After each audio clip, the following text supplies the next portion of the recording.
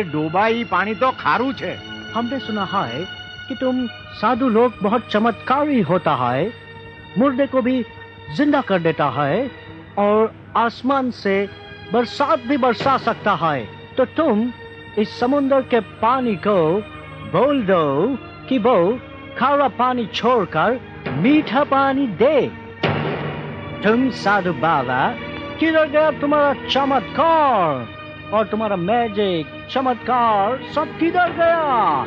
हमको तो मालूम ही था कि तुम्हारे पास चमत्कार बमत्कार कुछ नहीं है, ये सब सच नहीं होता। तेरे पास कोई पावर नहीं है, तुम लोगों को उल्लू बनाता है, उल्लू तुम लोगों को चीट करता है।